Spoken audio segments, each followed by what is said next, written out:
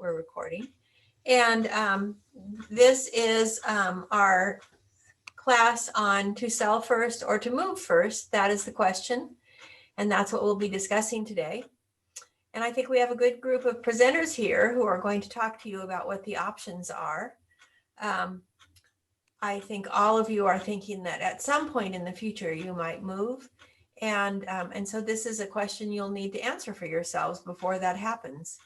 And today I'm going to start bringing up some questions on selling first or moving first. And then we will talk to Stan about what the costs are of some of the places you might move to. And then we'll talk to John about what the process is of getting the house emptied and whether it's harder to do it before or after you sell. And then Desiree is going to give us some options on how you can move and not have to make payments on your new place, what some of the options for moving are. How does that sound, everyone? Okay. And wonderful. Good. So I'm going to go ahead and share my screen. And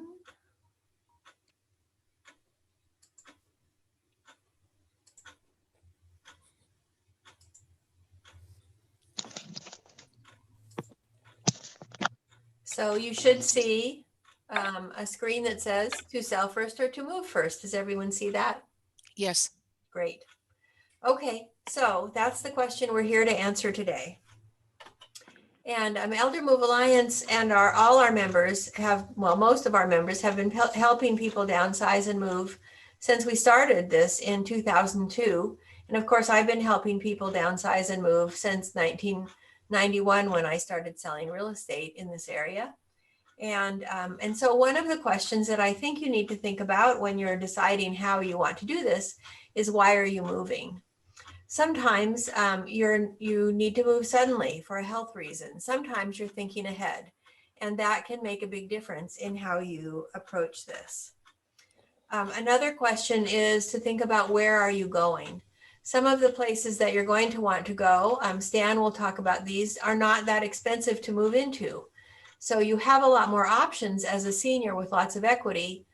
You can choose to move without selling your house, and you can tap some of that equity in order to move without selling your house, or you may just have enough money in the bank that you don't even need to do that, depending on where you're going. Of course, if you're going to buy a new home, or if you're going into an expensive senior housing place, a CCRC, for instance, then it's more likely that you'll need the money from your home in order to do that. Do you need to sell a home? Are you renting now, or do you own a house that needs to get sold? Or are you moving to something where you don't need to sell the house and you might want to just keep it as a rental or something for an investment? Or are your kids going to buy it? Sometimes there are circumstances where you don't really even need to sell. You can just go ahead and make your move. And that's something to take into account as well. And of course, if you have questions that come up while we're going through this, I would love for you to ask them. What's the market like for your property? That could make a difference, because you'll be looking at how long your house is going to take to sell. These days, single family homes are often selling in a week or less. We just heard a story about a house selling immediately and closing in 3 days. That's unlikely and it's unusual, but it certainly does happen. People who are paying cash can close very quickly, and a lot of people have cash right now. And yeah, yes, I did. Yeah. So so depending on what you have to sell, the market could be excellent. Also, back on our former slide, what's the market like for your property? Right now, condos are actually selling not that well. They're taking much longer to sell than single family homes. So if you happen to be in a condo, you could be looking at a longer time in the market. And if you really need to get the money out of it, that's something to take into account. I think the reason is that people during COVID are thinking that they don't need to be as close to work, and they want a little more room because they can only be at home a lot of the times. And so they're moving further out and telecommuting to work, and so so they don't need to buy something closer in that's smaller. They don't need to settle for a condo when what they would prefer would be a single family home. Another question, do you keep your home spotless? Do you want to keep your home spotless? Do you want to be up early enough and have the beds all made and all your breakfast dishes put away in case someone wants to show your house at 9 o'clock? That's something to keep in mind when you're deciding whether you want to move first or whether you want to stay in your home while it's on the market. But right now, nobody can come into the houses, so they wouldn't see if you were spotless or not.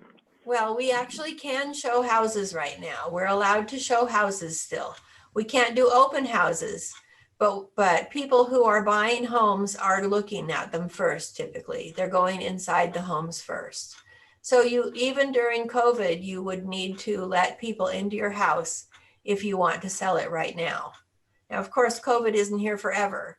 So in the hopefully near future, we'll be back to relatively normal, and we'll be showing houses normally and probably holding them open again. So that's something you need to think about.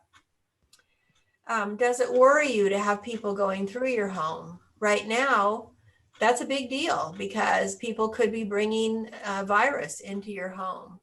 Hopefully that will not be a problem in the future, but right now it could be. And so you need to think about whether you still want to be living there when people are going through your home. Another thing you need to think about is whether you have valuables in your home that you need to worry about. And that's not a big problem. We don't have a lot of theft when homes are on the market, but it does happen. I told some clients that they needed to keep their medications in the kitchen instead of the bathroom. The things that get stolen most when things are stolen are prescriptions. And the people stealing prescriptions don't read them. That takes time. They just see a prescription and stick it in a pocket and walk out the door. And so my clients did what I asked them to do, but their son thought it wasn't reasonable. So he was living there, and he did not put his prescriptions where they were in a high traffic area. He put them where somebody could be with them alone. And his diabetes medications were gone. And he was really angry with me, but he didn't do what I told him to do either. So things that you need to think about are things that are pocket size. If you have some little piece of crystal or silver that could go in a pocket, you might not want to have that in your house. Same thing with jewelry. You might not want that in your house while you're on the market if you're still living there. If you're not living there, you don't have to worry about any of this. I always do recommend that prescriptions go in the kitchen, someplace where someone is not going to be looking for a prescription. Do you want to have an estate sale for the things you don't take with you? If you are moving to downsize, if you're moving from 1,000 square feet or 2,000 square feet or 6,000 square feet into 900 square feet, you may not be able to take everything with you that you have in your house now. Most people don't take everything. And as we have discussed in the past, in the 5 easy steps for downsizing, you want to find a place to live, you want to move there, you want to empty the house, sell the house, and keep the money. So emptying the house comes after you move out if you do it in that order. And if you want to have an estate sale, you need to decide if you want to have it before you put the house on the market, or if you want to live in your house and then try to squeeze the estate sale in between the time you accept an offer and the time you close. It's much harder to do it that way, but it's doable, and we've certainly done it. And that's the end of my my talk this morning, my formal talk this morning. So I think I stopped sharing. There we go. Okay. So now I'll just take any questions that you have from that, and then we'll move on to our next speaker. Does anyone have any questions about kind of the outline of today's discussion? Are estate sales possible now? So John can talk about that. They are, but not in what may be the way they've been done in the past. Do you want to take that on now, John? Yeah, things have had to be altered. Yeah, it's having to be altered big time. And how are you Sorry, doing I'm that? cleaning out an estate. Okay. Right now, I go and I assess the situation, seeing if it is worth doing, if there's enough items or good enough items to do it. 9 times out of 10, it's not. Everybody's keeping everything that they want to keep. And the rest of the stuff is just stuff that might have a little bit of interest and we'll give you credit for it. And the rest of it's just getting donated, recycled, or unfortunately landfill. So that depends on the home We and sell what's what we there. can though. Yeah, that depends on the Yeah. home and what's there, right? Exactly. Okay. All right. Any other questions? Yeah, So the house that I'm at right now. nothing there. Okay. So any other questions before we move on? Okay. Then let's have Stan tell us about what kinds of housing are available and how much it's going to cost, so that you will know you'll know what you're thinking about in terms of how much money you have to have in order to move first. Now, Stan's going to talk about senior housing. Most of it is month to month. Of course, if you want to buy a new home or a condo, right now is a great time to buy a condo. Then you would need more money for that. So here's Stan. I love the article, the part of the spotless home that made me laugh. That's you, right? Your spotless Oh home. yeah, absolutely. Yeah. As a matter of fact, I'm looking over here and I'm seeing, boy, nothing, no trash around here. I'm right now, I'm taking up a little art as a hobby, and so everything is everywhere, and I've got more paintings than I know what to do with.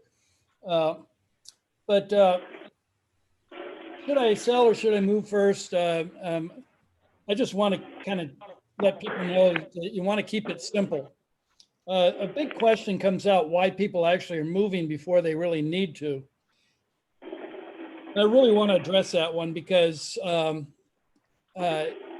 what happens, we never know when things are going to, the bottom's going to fall out on our health. We could just trip over something. And I've actually run across people who decided that they were going to clean out their house first. And I recently, well, not recently, a couple of years ago, had a gentleman who had been in contact with me and just said, well, we're going to clean out the stuff at the house first, and then we'll figure out. And he had taken a box, put books into it, but unfortunately he had placed the box in his favorite chair. So he lifted the box out of his favorite chair, strained his back when he put the box down on the ground. Then he went and sat down in his favorite chair, was watching a show on TV, stands up because he needed to go to the restroom. He turns around and walks in right where he put that box, and he went over the top on that. And so he really injured himself badly. We never know when that sort of stuff is going to happen to us. We don't know when our health is going to fail on us. But what I sure do know is we definitely want to make a decision before something happens, because there's nothing worse than having to try to move and make all the decisions and everything else when your health is failing you, or in this particular case, that poor gentleman has got a fractured spine and needed a new hip because of the injuries he had sustained. So if we are in our 70s, mid 70s plus, it's a good time to really think about this. And I'm really glad that you guys are all all considering it. That's why you're listening to us. The opportunities in senior living are happening now. There's a lot of people who are considering right now. I know it's the holidays, who would figure, but communities show well during this period of time. And you can actually see even with COVID, what communities are able to be doing even with the COVID that's going on. The other thing too is that there are vacancies that have not gotten filled. So if you're looking for that certain 2-bedroom apartment, this is not a bad idea to take a look now and see what's out there. So I'm going to go with the Elder Move Alliance mantra: find a place to live, and that's me. Move there, and then go back to your former house, clean it out, and sell the house and keep the money. That really works. A lot of people just don't do it, but it really works very smoothly when you do it that way. I just want to quickly say that when we are paid by the providers, folks like myself, we receive a percentage of the first month's rent, and we're similar to a real estate broker. The money doesn't come from you guys. They don't increase your rent and stuff like that.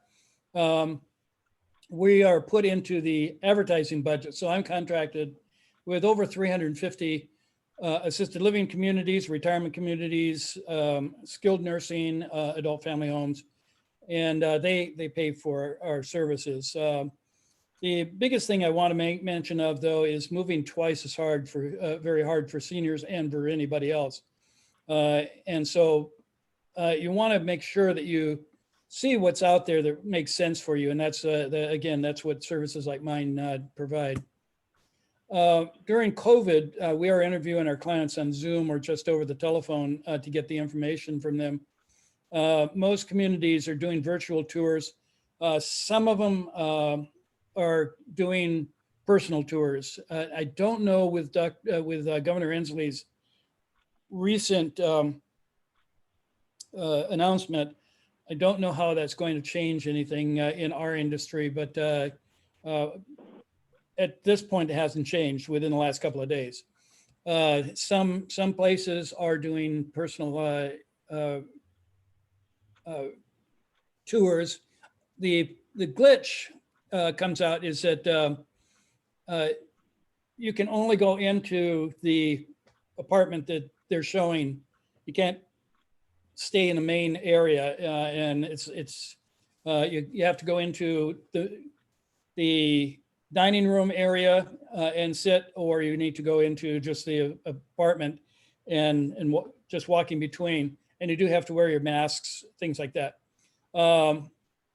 Some of the residents are getting together in the living rooms where there's fireplaces. They're spacing themselves. They wear masks, and so there is some of that going on in the communities now. Going through really quickly, some of you have seen this. I just want to kind of go through the prices. If you are of moderate income and you need to be looking into apartments that are moderate income, SHAG, or Senior Housing Assistance Group, do have apartments that are running between $765 to $1,875. Most have a waiting period and a waiting list, and they don't provide food. They don't provide any cleaning. They are income qualified. You have to make about $30,000 a year. It depends upon the community. And there's no activities except for what the residents may have set up for themselves. The next one is a retirement community with no assisted living. You can see the price there. They do have food. They do have housekeeping and activities to a certain extent right now. And again, all this is going to be going away within the next probably couple of years anyway. So we'll be back to normal, but right now it's a little bit, you just don't see the activities that they were able to do. This is an expensive option if you are a normal person, because you don't know when you're going to get, something is going to happen. You might get sick. You might have something that wears out. And then you might have to have assisted living coming in. That is a third-party assisted living, and they're very expensive. They're $24 to $26 an hour, about a 4-hour minimum. And if you need them a lot, you can be talking someplace in the neighborhood of an extra 5,000 to, even in my mom's situation, 24/7 she needed, and that went up to $17,000 a month. If you take the 20, she was $24 and multiply it out, it came out to 17 grand a month. Can- Retirement living with a social model. This is one that I really like. That's a great option. Again, what they offer is they offer food, great 1 to 2 meals a day, housekeeping, lots of activities where they can, again now, fitness programs, and they're spaced apart, transportation to doctors and stores. And then the thing that I like about this is if you need it, you can get assisted living. Most people can live out their lives in a place like this. I think that's, I read the stats where about 92% of the people can live forever in a place like this. What they cannot do is they can't do tubes, shots, or 2-person transfers. In other words, 2 people helping you out of your, lifting you quite literally out of your wheelchair if you are confined to a wheelchair. But other than that, they can take care of you, and most people don't get to that point. Assisted living medical model, if you already have something going wrong with you, this is a good option. They're a little bit more expensive, but they also have higher nursing staff, and they can do the 2-person transfers. They have 3 meals that have to come with it. That's a state law. And they have lots of memory care and activities, and they can do end-of-life care for you. And again, it's for folks who have a pre-existing health challenge. If you're already starting to show signs of, say, Alzheimer's, or if you're starting to show signs of, say, Parkinson's, or you've got some lung problems, things like that, I'd probably recommend going into this so you don't ever have to move again. Adult family homes, they're a great option if you are really in pretty bad shape. They have a minimum of 6 people in the as residents. They've got a great staffing ratio. Their staffing ratio is in quiet times 1 to 6, 1 caregiver to 6 residents. And in busy times, they have a 1 to 3 staffing ratio going for themselves. Food can be adjusted to what your needs are. They are licensed by the Department of Social Health Services, and they really do, interestingly enough, they do a great job. The SHS has really done a super job of licensing these folks, and that happened about, I'd say about 18 or 19 years ago, and it really did weed out a lot of the bad folks that were in the business before. Mostly they're run by Filipinos or Romanians because it's an honor to work with seniors. It's a cultural thing. And for the most part, they're very comfy. There are about 3,000 in the state of Washington. Some are a lot better than others, and that we do have a lot of contracts with those folks. So we do know the better ones out there. Memory care, assisted living. So if you have a loved one or you're starting to feel like you're slipping, these are great options here too. It is specifically for folks who have memory loss. You cannot, none of them are taking husband and wife, keeping them together. They just, they have found that the well client starts to have cognitive issues also because they're not mentally stimulated. So they specifically are for folks with memory loss. Skilled nursing, probably the most expensive option, $8,500 to $12,000 a month private pay. They have a terrible staffing ratio, the 1 to 9 staffing ratio. Doesn't get any better if somebody is sick, it gets worse. And this is where your grandma told you, don't send me to the old folks home, this is it. And some of them will take Medicaid. A continuing care retirement community. There's a lot of these out there and they all I would really recommend that you look at the contracts of each one of these and then have it gone over with a fine tooth comb with your lawyer and explain to you. It sounds like they're doing a good job when they're talking to you about it, but then you find out there's some little hidden things. One of the weaknesses is the long-term contract. If things change for you, your family moves out of state, whatever changes, maybe you don't like the food, maybe you ended up with a neighbor that you just can't stand. You don't have any options. It's very difficult to get out of the contracts. Most people don't have any luck with that.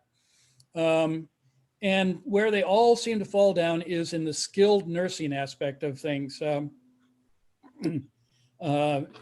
If you go into the skilled nursing place, you'll see that, excuse me, that they are, that it looks like a skilled nursing place. It's you got people around that are, they rally them around the center core where the nursing station is, because they don't have enough nurses to go out onto the floors and answer buzzers if necessary. So they get where the head nurse is and she can take care of folks by having them all sit around. They're not, CCRCs are not my favorite. They've got some beautiful ones right out nowadays. But again, the glitch is that you can lose your money pretty easily on it. There's only one that I recommend, and if you want offline, give me a call and we can talk about that one. If you want CCRC that has a contract that's pretty decent, where you can get your money back. Hospice is free. They go anywhere. They travel wherever they're needed. So if you have if any of these are where you want to go, don't worry about it. In the last 6 months of your life, if you actually need hospice, they are there for you, and they're covered by Medicare. Angels walking on earth, as far as I'm concerned. So, any questions? So how much does it cost to move into one of these places? Right now, if you're really interested right now, they are most places are waiving their entrance fees. Typically on the retirement communities with assisted living, they have what's called, it's just, they have a set price that they give you. And it's typically a community fee, they call it. It's typically the first and last months and then plus some. I even know that one company out there that is an assisted living company is asking for $18,000 up front. I think it's a little steep myself, but they seem to be getting it, and so they are not shy about it. Most of them are about first and last month's payment in advance, but that's the cost. So about between $9,000 and $10,000. So that also is something you might want to think about as whether you should move or move in and then sell your house. Mindy has some ways of getting extra money to pay for that sort of stuff if you're actually in process of selling a house. And I know that Desiree also has some thoughts on that, and she'll be coming up here pretty quick. Any other questions? May I just mention a couple places and you give me the category they're in? Yes. Okay, what about University House and the Gardens? Are they the social one? Those are social. Yes. Okay. Those are social, but the garden house is a little bit more of a medical model because they've got Alzheimer's care there. So from that standpoint, they can they've got more nurses on board. But University House also has a contract with the University of Washington Nursing. And they do, their nurses come in, they've got more nurses coming in. However, they're still considered a social model. What about Creekside? Creekside does not have assisted living. That's a retirement community. They have assisted living. They used to have assisted living on the side. That company left, and I haven't heard, they were bought out by MBK, and I haven't heard whether they are just letting you go ahead and find your own assistants, or they've actually made a contract with somebody. What, So okay, they what used to about, have a contract with some in-home care company that they were using. Is that what you're saying? That's right. And they actually had the in-home care company at its headquarters right there in their building. and what's Brittany Park? Brittany Park is a social model of assisted living. Okay. And Emerald Heights? Emerald Heights is a CCRC. Oh, is it? Okay.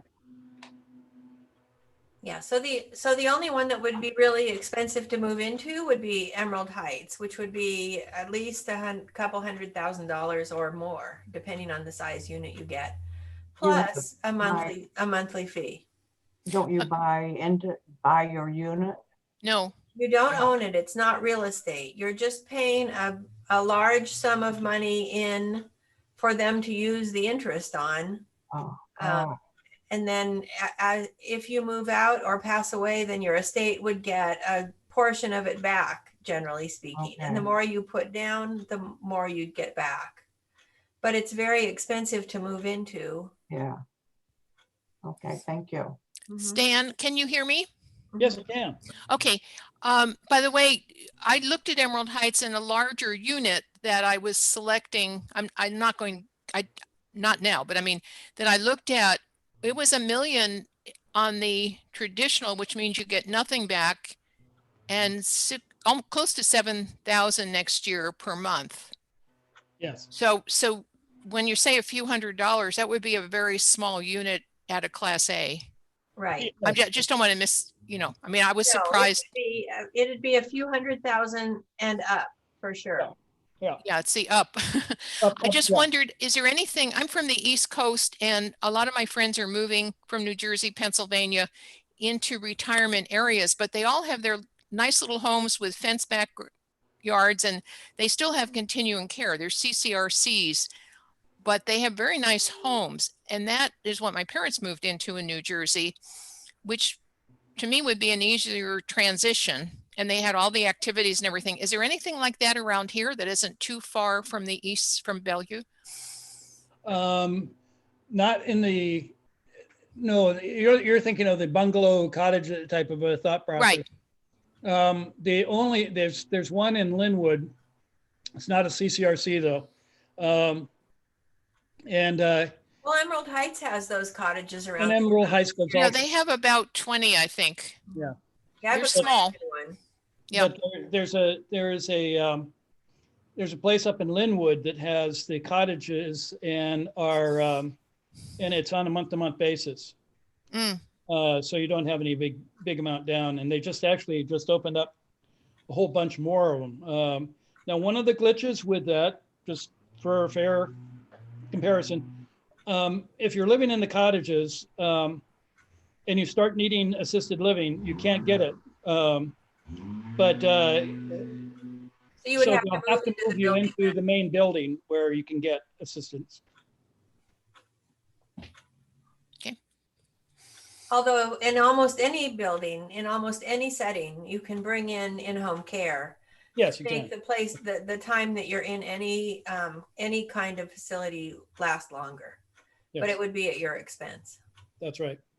Now, one of the things, Sue, also that when you bring that up, it's interesting. You were talking about the East Coast. That's where all the CCRCs really started happening. The first one actually was in the Midwest in Ohio. Mm-hmm.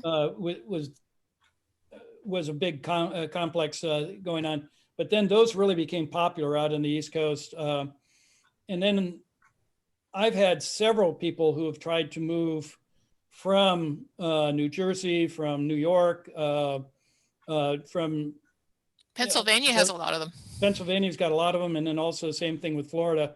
Right.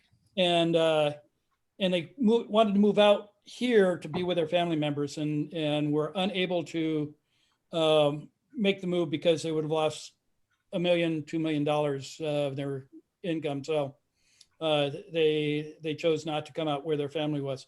Hmm. That's where I've had some really bad experiences. I also had in St. Petersburg, Florida, I had one that actually went under, a CCRC that went under, and nobody wanted to believe that they had gone under. So they're sitting around the living room, and they and one of the guys is sitting there going, "Oh, don't worry, my son's a lawyer. He's going to take care of all of this." Well, the staff is going out the back door. They only had 30 days to leave and find other jobs. So there are glitches with the CCRCs, but they also, again, they are beautiful communities. So any other questions? Would you compare Timber Ridge and Emerald Heights as being equal as far as the satisfaction of people that go there? Yes. Yeah. Yep, I would. Right now with COVID, everybody is being served in their apartments in both of those places, and I know that people are not exactly as pleased as they're feeling a little bit more shut in than they wanted to be. But that's just, again, it is what it is for right now. I have a friend that just moved to Covenant Shores, and she said they can use a dining room now. Now, I don't know with the new regulations that came out, but it has to be just no more than 2 people at a table. Yeah, yeah, And the tables are 6 feet apart. yeah. Yeah. And But they are working at getting people back together again, which is good, because it's Yeah. been really tough on people in all of the buildings. It's been really hard. They moved there to have the social things, and they didn't have them. And that's been tough on the staff, I'm sure, too. It's very tough on the staff. And then if you have one case, I was just talking with a guy actually this morning who night security guy went to a wedding and ended up getting COVID. And so now everybody is back to square one as far as they've had to isolate everybody in their apartments again. So there's a problem there that keeps on popping up. Most of the places have not had the COVID in them, and so consequently, I think that the chances of getting COVID in one of those is, oh gosh, what was the stat on that? It was 0.06%, whereas it's actually 6% any place else. So retirement communities, you're probably not going to get it in the retirement community. They're very cautious. Now, my close friend at Emerald Heights, they were starting to open up a little bit more, and they had some sort of exercise class with all the separation. Well, the person leading it from the outside brought in COVID. Oh, no. And so everybody that was in that class had to isolate for 14 days. And she was doing that. She was fine. And they got all their meals delivered and their mail and everything. But, sometimes it's the people coming in. Oh, always it's the people coming in. Yeah. Yeah. It is interesting. It's a quite interesting times right now. Mm-hmm. For all of us. So we're going to go to Desiree next. I'm hoping that's okay with John. Desiree needs to be done at 1:30 or 2:30 rather. So Desiree is going to talk to us about how you can move and have it seem as if you are spending much less than you are. Thanks. And so here's Desiree. Wonderful to see you all join us today on this wonderful topic. I know that several of you are wanting to stay in place, and other you are looking to move and transition to other facility or a different type of housing structure. So I am a residential lender, so my talk will be about how you can acquire another property, and that would be, a small condominium or a single family residence. So I might be very quick here because I think most of you are probably looking to transition to some other facility or put a place where Stan could help you with that decision.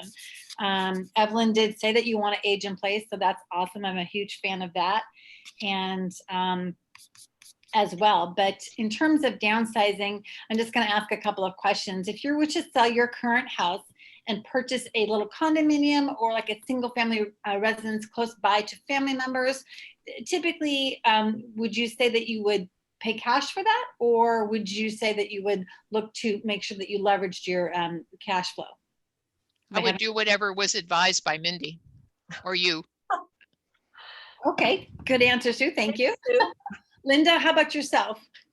Well, I wouldn't be moving into a retirement area or a facility, I think not. I have a small house, so Okay, so you might be age in place. And then Evelyn, I know that you said that you wanted to age in place. So very good. Well, there are several options, if you do want to downsize and go to a smaller footprint house, for example, and a lot of people, one is paying cash for the house. That is in my world and in conferring with some great financial advisors who deal with vast numbers of assets under management, probably not a good idea because you don't have an acquisition indebtedness. And so the other standard part would be is to get a mortgage. And most people would do a standard forward mortgage, maybe mortgages like you've had in the past, where you have let's just say $100,000 mortgage, and you're making payments to the bank every month, no matter what. And interest rates on those loans right now are low. They're in the high twos. Isn't that crazy? 2 point something on a 30-year fixed mortgage. That's kind of crazy to think of. It's incredible. So yes, it's cheap money right now. That's the other thing as well. Or you could do I think Sue has heard me talk about this before, a reverse mortgage purchase. So a reverse mortgage purchase is a pretty unique product. And I do believe I have, Mindy, am I able to share my screen? You are. Okay, let me just do this because I have this new program that I've been sharing with the team. And I don't know if you can see that all here. Let me move this around.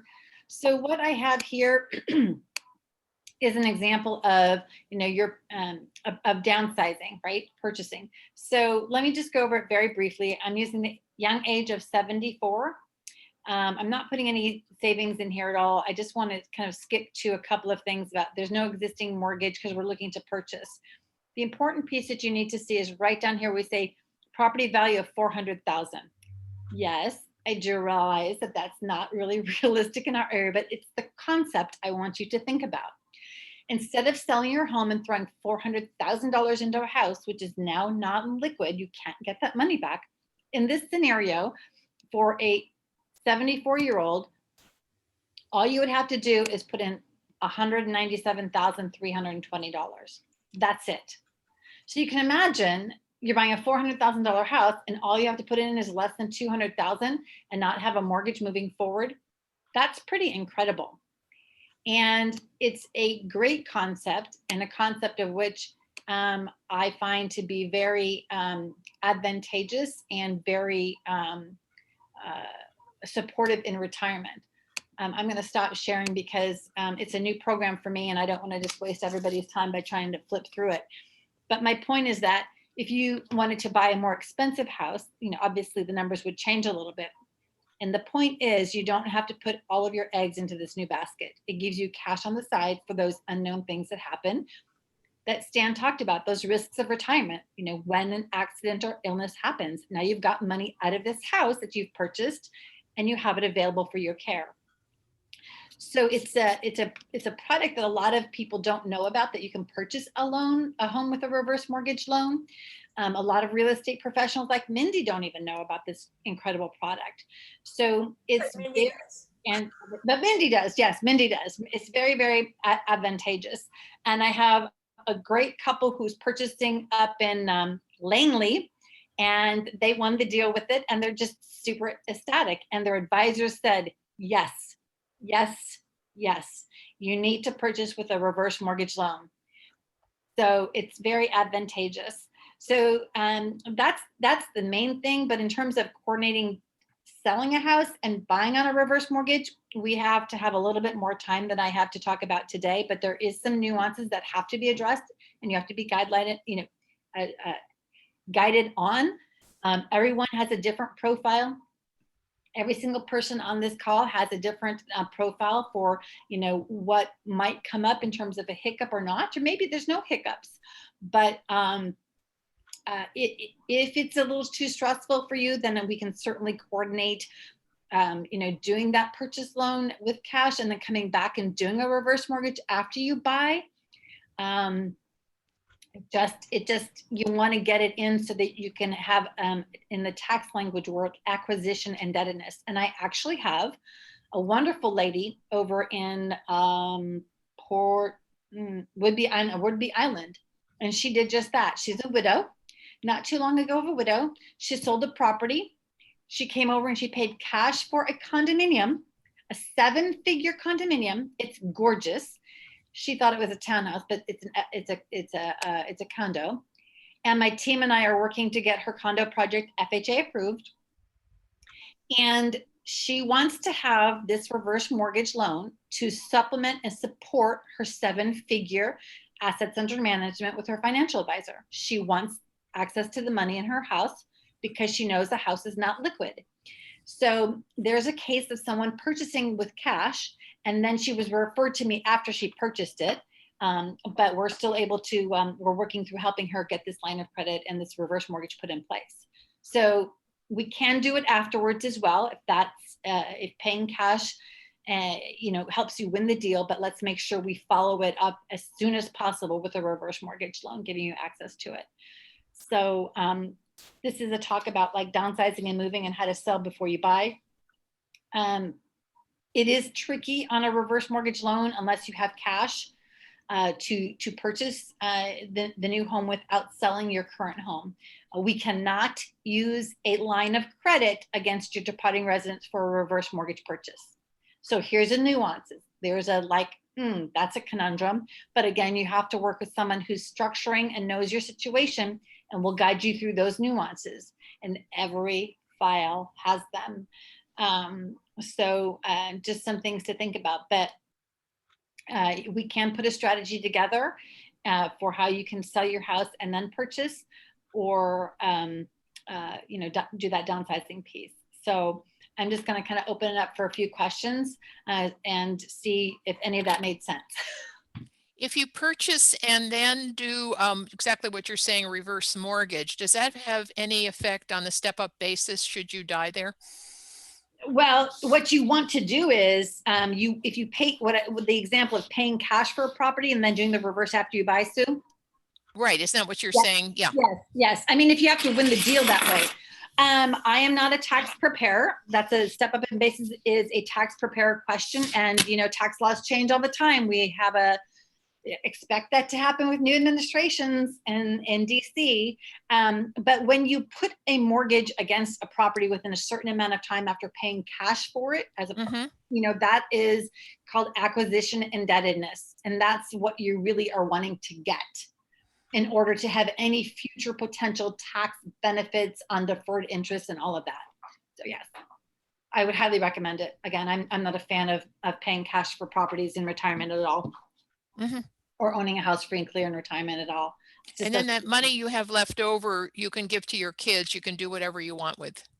Well, again, tax strategies and what kind of buckets are you working with, of course. Yes. And again, if you overfund, in this example where I said that there was let's just say $198,000 in that cash to close for a $400,000 house. If you decided to put $300,000 down, well, then you're overfunding the reverse mortgage loan by, let's just call it, let's just say you were putting $200,000 down and you put in 100, you're putting in 100 more than what you would need. Then you would have a line of credit immediately of $100,000 because you've overfunded it.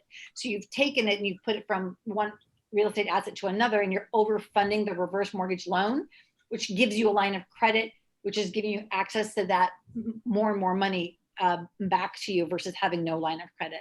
And if you used up your entire extra 100,000 line of credit with whatever you were going to, you know, travel or whatever, how did they get their money back when it sells at the end after you pass away? So, you know, yes, and on the reverse mortgage, whether you overfund a purchase transaction or you have a line of credit on your current house, whatever that dollar amount is, whatever you use in the line of credit goes on the loan side. And you, as long as you have money in this line of credit, it will get bigger every year. When you die or there's an event happen, a maturity event that happens means you are no longer occupying the house as your primary residence, or you've not paid your property taxes or homeowners insurance or made the property. Right. Very basic overviews of what you have to do. A maturity event happens. And what happens is, let's say you've passed away. The estate then just, you know, hopefully your paperwork's put together and you say, call Desiree because she helped us with this loan. She'll guide you through this. And I've had those calls. And I just walk them through what they need to do and to get them to who they need to be contacting. And then whatever is on the loan side is paid off. Whatever's in the line of credit gets shut down, can't be used. It's just part of the right. First down. Yes. Okay, thank you. Yep, you bet. You bet. Any other questions really quickly, Linda or Evan? No? I know I kind of went through it kind of quickly and would love the chance to show you individual scenarios for what would help you if you want to age in place, Linda and Evelyn as well. And Zoom calls are great. And we just dial in for your overview scenario and answer your questions. And same with you, Stu, if you want to exemplify a purchase, just happy to do it. It's complimentary. We can spend a half an hour doing it, follow up to this call. And yeah, it's great. It's perfect. It's a great loan. So if there are no more questions for me, Mindy, I'm going to say thank you everyone for joining us today. And I'm going to let, I think it's John. Is that right, Mindy? John's going to be up. John's next. John, it's great to see you guys and Stan as well. So I'll just kind of sign off if that's okay. Sure. All right. Have a great day. Thank you. Okay, and now we're going to move straight into John Mescal's discussion of how to empty the house. The easy way. At least for you, the easy way. Maybe not for John. Easy way is like everybody before me keeps saying, you've already moved out of the home, and taken everything that you wanted. Your friends and family have taken everything they wanted. So when we show up, we know everything that we see is for sale or needs to go away. For instance, during this COVID stuff that's going on, estate sales just are not happening. We've all tried to do them in July when everything opened back up to an extent, and they were not very successful. We weren't getting the numbers out like they were before. And even still the last few years, the numbers of buyers have been dwindling.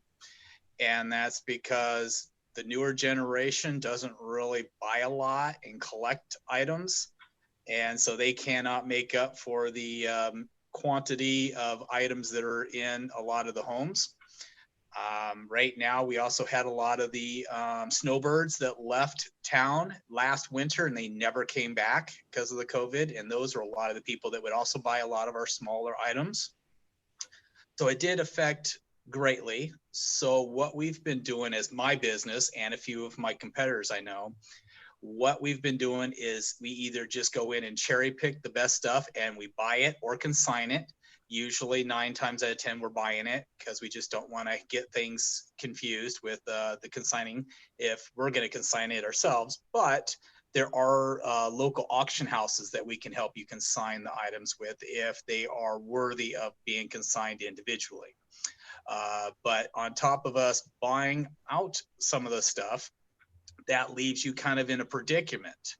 What do you do with the rest of the stuff?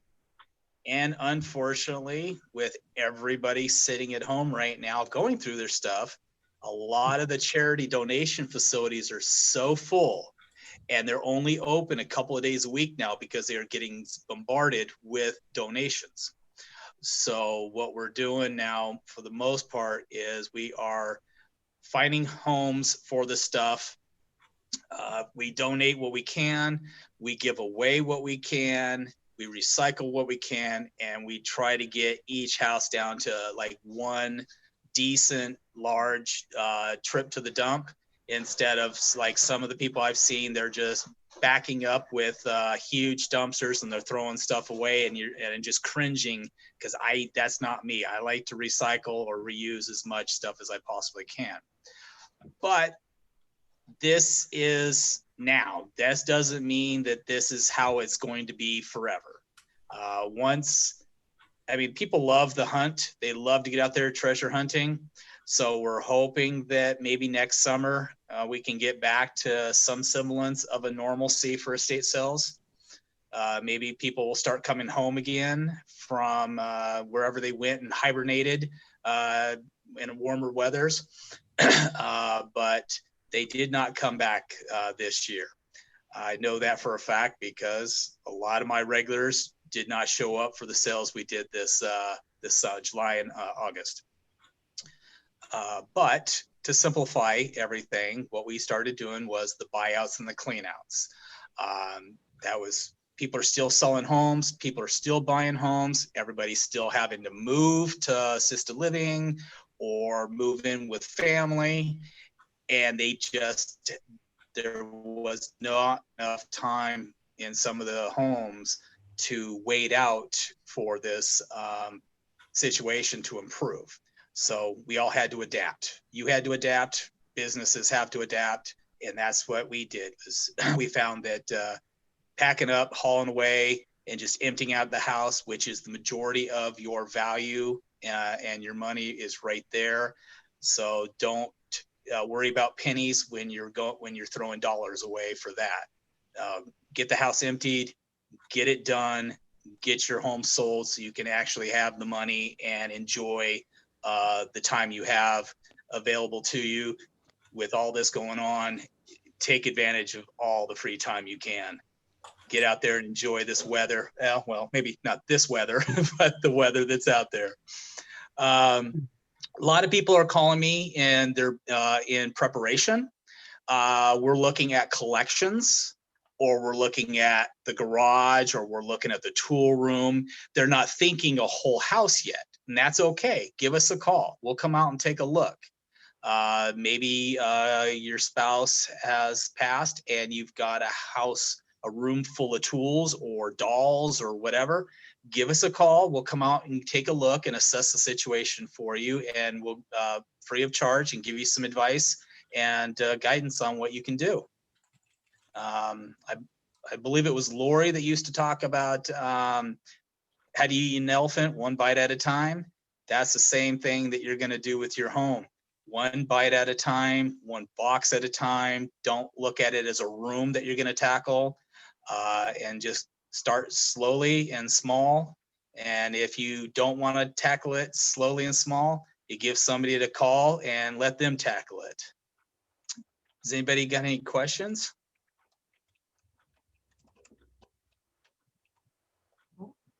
No? So quiet. Yeah, well, with this second round that just started today, you're going to see a lot of people going back to social media sales, online sales. So there'll be a lot of people out there treasure hunting. So if you have things, don't hesitate to give a call, because what you may have thinking that you're just going to donate might be stuff that we can help find a new home for it. And that person's going to turn around, flip it, and sell it to make their livelihood during these down times. What are the online sites that you prefer?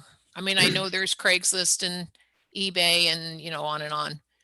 I like eBay for all the small stuff, and the bigger stuff, I set up my own online estate sale for my stuff that I'm buying out, or for clients who want to do an online estate sale, we can set up and advertise on estatesales.net through their marketplace.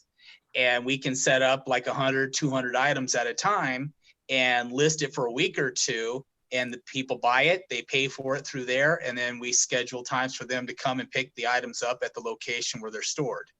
Another thing that I like is Facebook Marketplace. You can join a bunch of different Facebook groups, and you can end up with hundreds of thousands of potential buyers through the different groups, and you throw your items up. And that's what I usually do with the furniture, workbenches, big heavy tools, book collections, stuff like that, that you just don't want to take the risk of shipping clear across the country by selling it on like eBay. So you'll sell the stuff for a fraction of the cost of, unfortunately, but it's selling, and it's selling locally, and you don't have to deal with it. And it's not going in the landfill. Exactly. One of the reasons you use an estate sale person, either for putting things online or for doing an estate sale back when, when we can, this is the temporary thing that's happening, and none of you is moving tomorrow. So hopefully we'll start to get back to normal by next summer. And then it will be time maybe to think about an estate sale again. And one of the reasons you use an estate sale person is that they have the lists of people who want things, and they're followed by people who want things. Yeah, exactly. We got 18,000 people on our email list. Yeah, so, typically John can get more for an item than a person can on her own. So that's something to keep in mind. You said you were in Tacoma, correctly, or down south? I have a 2 warehouse locations, one in Federal Way, one in Tacoma. I would love to have one up further north because so many of the buyers are in the Seattle, Bellevue area, but it's just not cost effective to do that. But maybe you should just rent somebody's garage or something. I missed out on a golden opportunity to rent a huge barn in Renton, and I just missed it by like 5 minutes. I was so mad. Oh. So one of the things we're talking about today is whether you should move first and then sell, or sell first and then move and stay in the house while it's on the market. And the thing that really affects that decision of what we've talked about most of all, in my opinion, is fitting in the estate sale. Yeah. You want to talk about that? Well, if we go back to the good old days, usually we could do the estate sale like the day after you got mutual acceptance. We'd come right in, start setting stuff up, and do the sale, and have the house emptied, all of the contents gone, no fuss, no muss, and you turn the house over like a day or two later to the new owners. Sometimes, time was very sensitive, and you were emptied the house out and turning it over to the new owners that same day. Sometimes it's just, you fit you in when you can get fit in. And yeah, it used to be crazy where you gave me a call saying, hey, I need to do a sale in 2 weeks, 3 weeks. There was just not enough time. But I look forward to. If the people are in the house, though, if people are living there, then we have to work that. And one of the things we've done in the past is we have negotiated with the buyer to give the seller time after closing before they have to hand over the keys, a couple weeks sometimes. Yeah. And that way, that's always good too. Yeah, that way the buyer can stay there or the seller can stay there until they get their cash and can move into Emerald Heights, because it takes a whole lot of money, because then they have their money from the sale of their home. So they can move into wherever they're going, knowing that the house truly is sold and they really have the money. And then that can give John time to come in and have the sale once you're out, before you hand the keys over to the buyer. So that's one of the ways that we've made that work. But in order for that to work, John has to have the time, or the estate sale person you're using has to have the time on the calendar too. They can't be all booked up with sales already, which makes that much harder. So it's just a lot of moving parts to fit into a schedule if you decide that you want to stay in the house while it's on the market and up until closing. It makes it much harder. Right, John? It is. Oh, yes. I mean, especially if you have us come in and set it up while you're still living in the home, it looks like a thrift store while you're living in the home, and you're trying not to make a mess, and you end up moving this and that and everything. It's not beneficial. It's not ultimate for you or for me. Yeah, but it can be done in certain circumstances, especially if you can hide in a certain part of your house and ignore the rest of it. Yeah, if you're not taking a lot with you, maybe you could put everything that you are taking with you in the master bedroom during the estate sale and lock the door. But you need to lock the door because buyers are going to open whatever they can open. They are like locusts. Yeah, locusts. That's a good word. I was going to say something else, but locust is very good. They will open anything and everything. I cannot tell you how many times you can tape off a door or a cabinet. They don't care. They're opening it. If it's not locked, they're getting into it. If there's tape on it, there must be something good back there. Exactly. Like a sign that says "Stay out." That's obvious invite. Must be something really good back there then. If you bothered to make a sign. Exactly. But like I said before, I'm hoping summertime things transition back to some semblance of normalcy for small businesses, because we're the backbone of this country, of small businesses, and we need to get back to doing our thing. Yep, that's for sure. And if the buyers are going through this estate sale in a home and opening everything and disregarding tape, have you had damage or problems? I've had issues where you're sitting at the register and things come up to the register and you're looking at them going, I didn't price that. I never saw that. Where did that come from? And they're like, oh, it was in the back bedroom. You're like, really? The bedroom that had all these tapes and signs that said "Stay out." And was locked. And, oh yeah.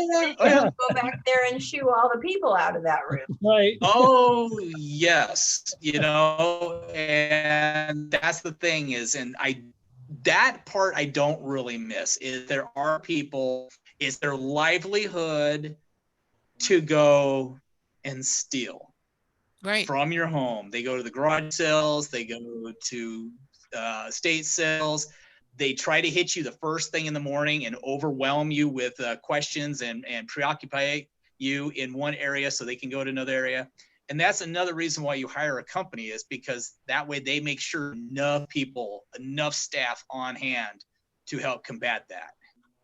So if you were at the cash register, how many people do you have, say on a one floor, maybe, I don't know, 2,000 square foot, one floor house? How many people do you have from your staff that are kind of watching for stolen stuff? For a week, I usually have one person at the exit door and one at the register, sometimes two at the register, especially at the very beginning when it's very chaotic, very busy. Usually for a 2,000 square foot Rambler, you're probably looking anywhere from 3 to 5 people. It just depends upon how many nooks and crannies people can go and hide in. That's the other thing, is people like to go around and unlock windows, like they can come back later that night. It is just unbelievable. Yes. Oh yes. We always check the windows at night before we leave. You will find 2 or 3 windows unlocked for some mischievous reason. But yeah, I got 6 employees that I can utilize. Usually most sales you can do with 3 or 4. I've had up to 10 employees in a mansion in North Oklahoma. Do you limit how many people in the house at the same time? Upon like today, if we were to do something, yes, definitely limit it. What we try to do is we'll allow like 10 people in. We look, make sure everybody still has nice room to be looking. We'll let another 5 or 10 in. And then we get to a point where like, all right, people are starting to congregate in certain areas. Then we stop and like, okay, nobody else is in until we start getting more people out. The house layout and how much stuff and the aisleways will dictate how many people we can let in, because you don't want too many people in where they're knocking stuff off the tables and breaking stuff, or they're just climbing over each other. There are some sales that companies that will only allow like 5 or 10 people in at a time. There's others that throw the door open. And if you got 500 people in the house, you got 500 people in the house. Mostly the most I've had is like 50 people in the house at one time. And that was a very big house. So it didn't even really matter. Do you make the people take off their shoes and some things like that, so they're not, you don't have to recarpet the whole place? No. Typically- No. you Because have if to they take have their those shoes carpet off and their shoes are sitting someplace, yeah, if they take their shoes off, their shoes are going to be stolen by somebody else. Well, all the open But you can houses, have them. You can lay out the plastic. yeah, I mean, I've never, Open least houses in don't have Somerset, 2, 3, 4, 500 people. we're always required to take off our shoes for an open house, and not now, but I mean, there were times where you could hardly get down the hallway. It was No, so that's- crowded. No one wore shoes. Yeah, now you're limited. Yeah, on how no, many but people nobody's come in. but nobody's buying anything at an open house but the house.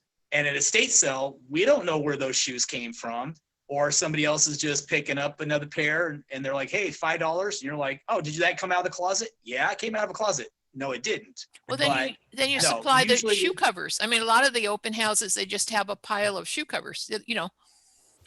But I'm not an actually open never house. seen that at an estate sale.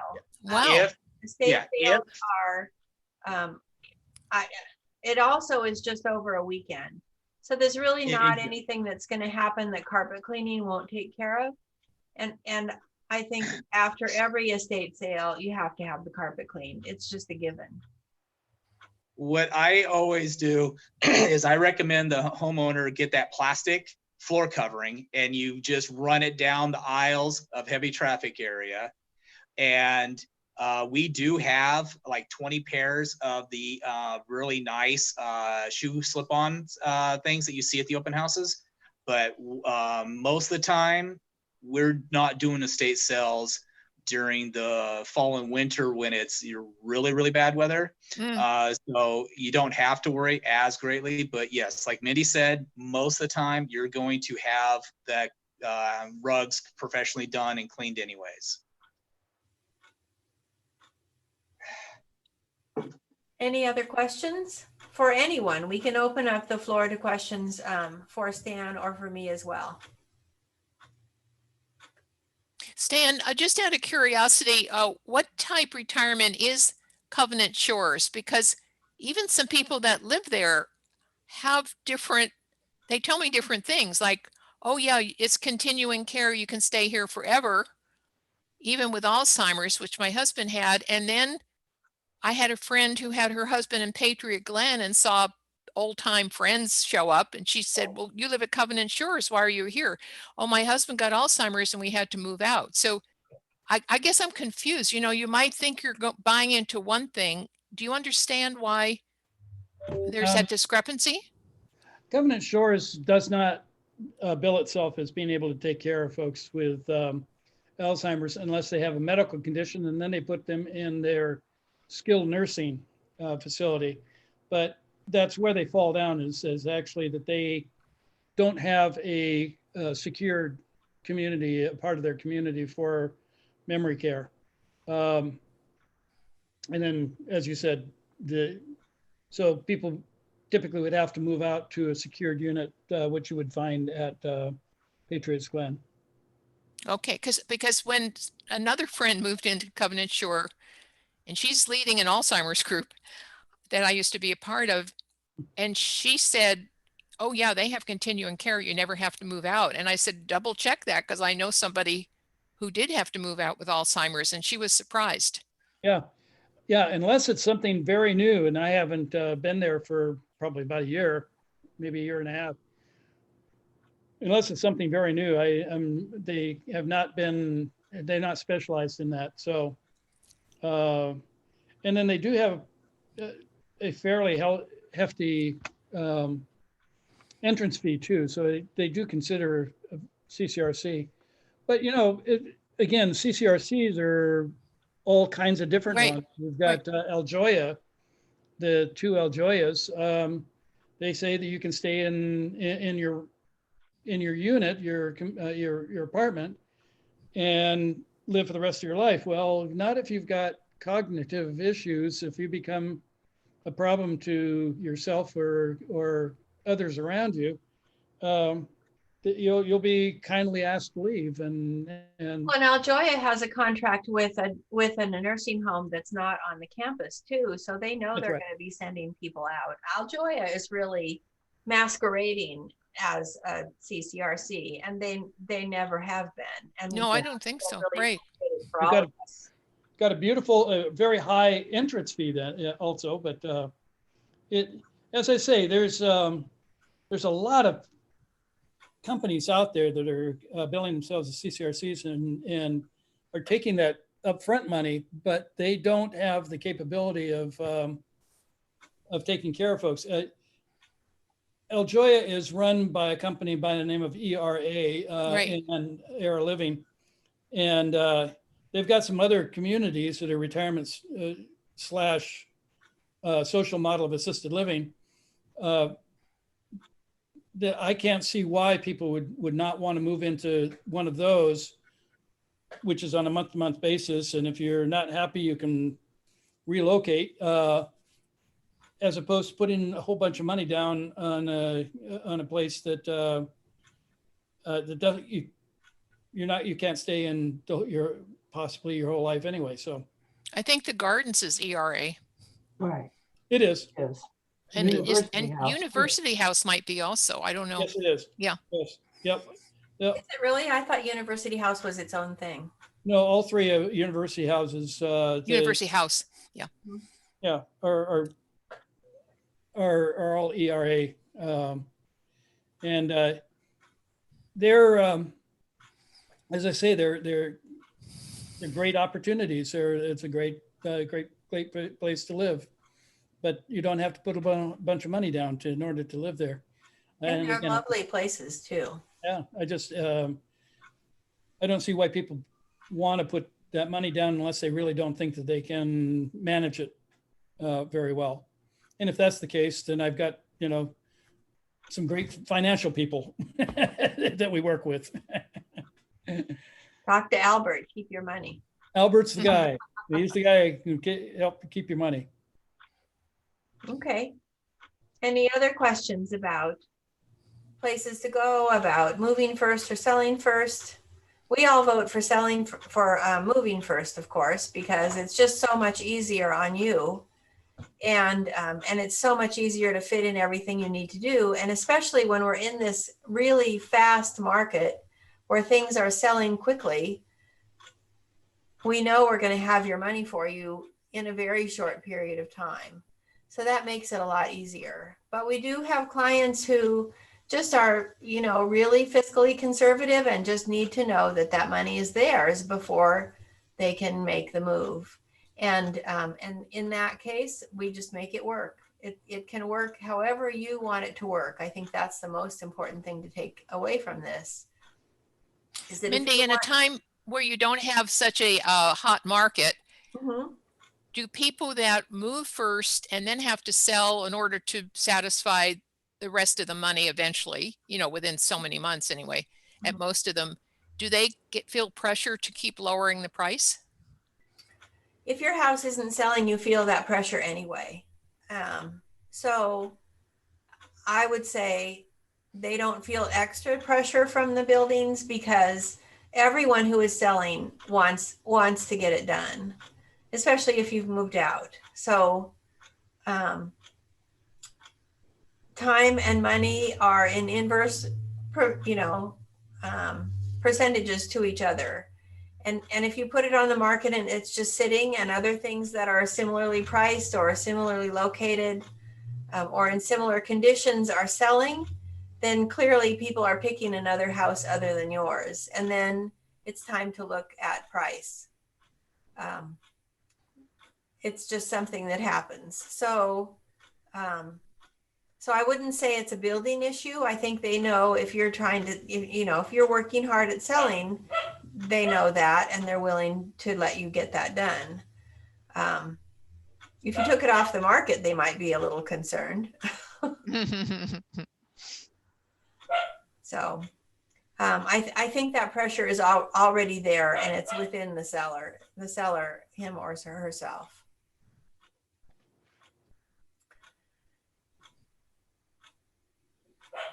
Any other questions I can answer?